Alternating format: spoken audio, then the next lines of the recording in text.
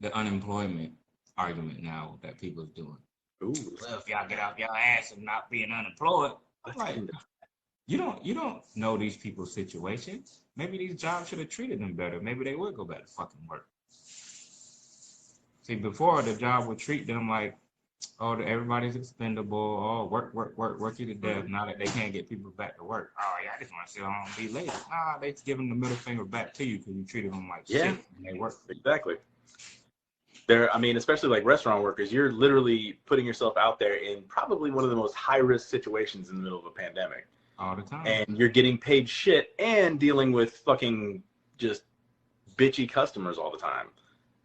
What exactly do you expect? Like, they're not going to go in there for shit wages when they can actually, the unemployment, it's great. It's helping, and it's keeping them from not being able to fucking eat. You know? Like, I got a lot of opinions on this whole thing, but we might not want to go. No, go ahead. That's why we out here, to hear your opinion. Ooh. I should have stopped drinking. So you clearly touched the nerve. So that means you I just had this conversation very, very recently. But yeah, I mean, it's one of the good things about this. I mean, you may have opinions that, yeah, okay, people are they're getting paid to sit at home. Mm-hmm. If these jobs were offering enough money to where they could actually, live off of it and not feel like they're being, put at unnecessary risk or it's just not worth it, people would go and do these jobs. Yeah, some people want to sit at home, but not everybody wants to sit at home all day and just do nothing. People want to go out and work and do something. But if these jobs were actually, that's one of the good side effects of it, is it's actually made restaurants especially raise their wages. You're seeing it now, like they're trying to pay more and more for these workers. And the ones that don't want to pay more, they're going out of business. And honestly, fuck them. Sorry. See? No, that's my thoughts exactly.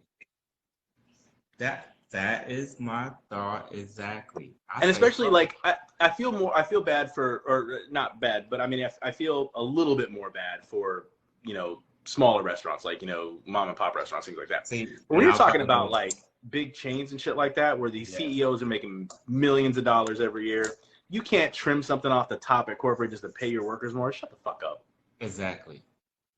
And I was gonna get into that because the people that do get on their hours and be like, oh well, inflation. If they gotta raise minimum wage, what about the mom and pop stores that can't afford to hire people? I'm like, okay, if you really care about a lot of these mom and pop stores, because I go in some of them, where the fuck are they at? Where are the people at? Where is the people that's whining and crying and so worried about small businesses? Y'all not going into these places like y'all keep.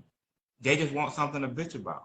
Because it's plenty of mom and pop stores that be around, and they don't be in there.